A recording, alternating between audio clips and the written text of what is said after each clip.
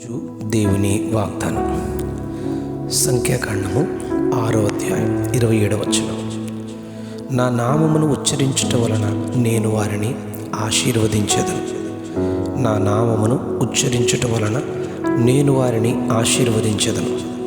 దేవుడైన యెహోవా మోషేతో ఇశ్రాయేలును దీవించవలసిన విధానమును తెలియజేస్తూ యాజకుడైన అహరోనుతోనూ అతని కుమారులతోనూ ఆయన చెప్పిన మాటలు. 6వ అధ్యాయం సంఖ్యాకాండము 24వ వచనంలో, యెహోవా నిన్ను ఆశీర్వదించి నిన్ను కాపాడునుగాక. యెహోవా నీకు తన సన్నిధిని ప్రకాశింపచేసి నిన్ను కరుణించునుగాక. యెహోవా నీ మీద తన సన్నిధి కాంతి ఉదయింపచేసి నీకు సమాధానము కలుగచేయునుగాక. అట్లు వారు ఇశ్రాయేలీయుల మీద నా నామమును ఉచ్చరించుట వలన నేను వారిని ఆశీర్వదించదనని దేవుడు మోషేతో మాట్లాడతారు. ఈ విషయాన్ని మనం గ్రహించాలని నేను ఎంతో కోరుతూ ఉన్నాను. సృష్టికర్త అయిన దేవుడైన యెహోవా ఆది నుండి మానవాళిని సృజించిన నాటి నుండి నేటి వరకు ఆయన ఆశ నిశ్చయముగా ఆశీర్వదింపబడిన వారుగా మనం ఉండాలని, ఆశీర్వాద కారకులుగా మనం ఉండాలనేదే ఆయన వాంఛ. చాలా శ్రద్ధగా ఈ ధ్యాన వాక్యాన్ని గమనిస్తూ వినండి చివరి వరకు. ఆదికాండం 1వ అధ్యాయం 28వ వచనంలో, ఆరంభంలోనే ఆదాము హవ్వలను దేవుడు సృజించి, 1వ అధ్యాయం 28వ వచనంలో దేవుడు వారిని ఆశీర్వదించెను అని రాయబడింది. ఎట్లాగనగా, మీరు ఫలించి అభివృద్ధి పొంది విస్తరించి భూమిని నిండించి దానిని లోపరుచుకొనుడి, సమస్తమును ఏలుడి అని దీవించాడు. ఆదికాండం 1వ అధ్యాయం 22వ వచనంలో దేవుడు వాటిని ఆశీర్వదించినని సృష్టిలో జీవరాశిని ఆయన దీవించడం చూస్తాం. నోవహు కాలంలో జలప్రళయం ద్వారా లోకమును దేవుడు నాశనం చేయడం మనం చదువుతాం. జలప్రళయం నుండి నోవహు కుటుంబాన్ని ఓడ ద్వారా తప్పించి 12 నెలల తర్వాత వారిని బయటికి రప్పించి, ఆ కుటుంబము ఎనమండుగురితో దేవుడు పలికిన మొదటి మాట 9వ అధ్యాయం ఆదికాండం 1వ వచనంలో చదువుతాం. దేవుడు నోవహును అతని కుమారులను ఆశీర్వదించి, మీరు ఫలించి వృద్ధి పొంది అభివృద్ధి పొంది భూమిని నింపుడి అని దీవించినట్లుగా మనం గమనిస్తాం. ఆదికాండం 12వ అధ్యాయం 1వ వచనంలో దేవుడు అబ్రహామును దర్శించి మాట్లాడుతూ, నీవు నీ దేశాన్ని, బంధువులను, నీ తండ్రి ఇంటిని విడిచి నేను నీకు చూపించు దేశమునకు వెళ్ళు. నిన్ను గొప్ప జనముగా చేసి నిన్ను ఆశీర్వదించి నీ నామమును గొప్ప చేయుదును, నీవు ఆశీర్వాదముగా ఉందువు అని దీవించినట్లుగా 12వ అధ్యాయం ఆదికాండం 3వ వచనంలో మనం గమనిస్తాం.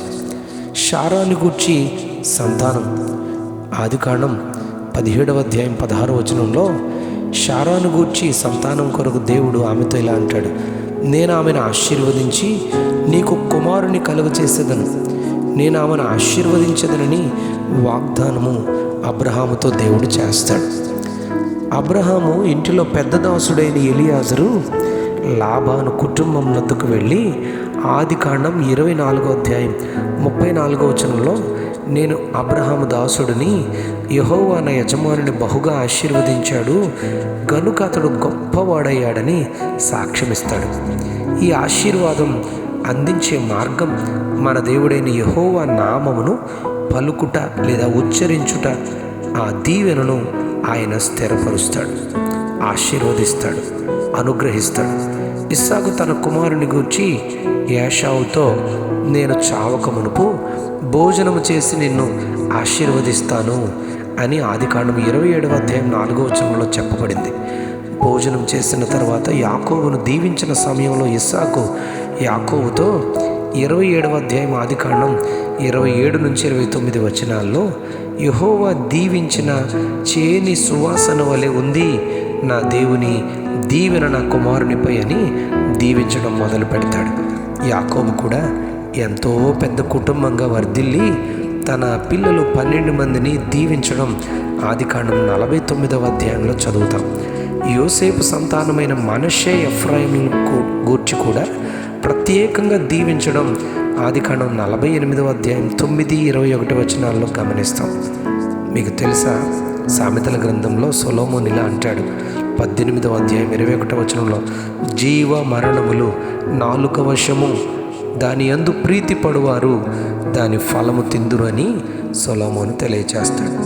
సమూయేలు రాసిన 2వ గ్రంథం 6వ అధ్యాయం 18వ వచనంలో, అలాగే మొదటి దినవృత్తాంతాలు 16వ అధ్యాయం 2వ వచనంలోనూ, దావీదు దహన బలులను సమాధాన బలులను అర్పించుట చాలించిన తరువాత సైన్యములకు అధిపత్యగు యెహోవా నామమున దావీదు జనులను ఆశీర్వదించుట అక్కడ మనం గమనిస్తాం.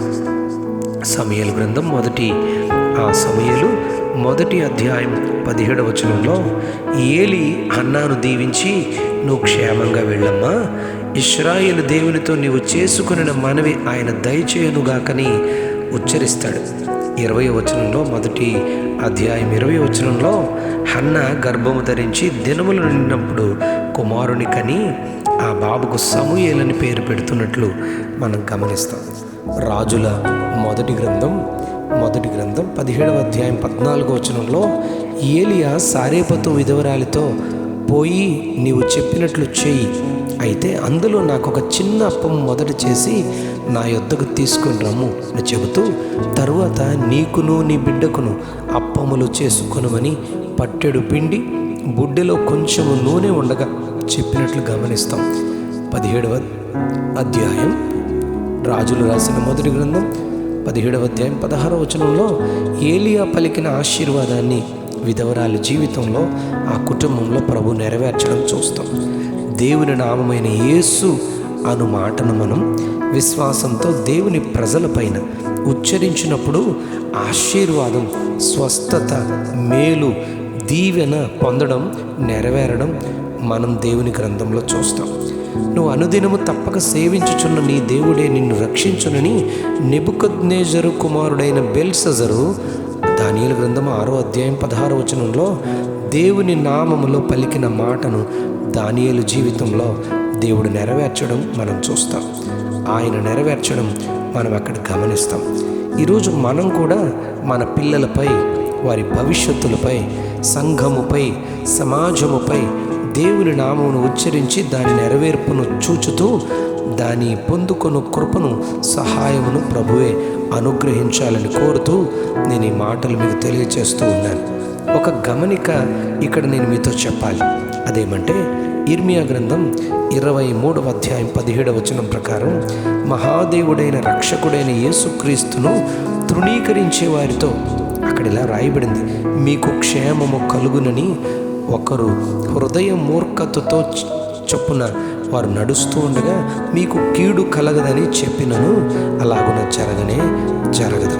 నీవు దీవించినప్పుడు పొందే అర్హత, ఆయన ఆశీర్వాదమును తీసుకునే హృదయము, ఆ సిద్ధపాటు కలిగి ఉన్నప్పుడే నీవు పలికే దీవెన వారు స్వతంత్రించుకుంటారు. ఈ మాట ప్రకారం ఆశీర్వాదాన్ని పలుకుతున్న సేవకుడు ప్రకటించే దేవుని హృదయంలో విశ్వసించి పొందుకుందుముగాక. Amen, amen, amen.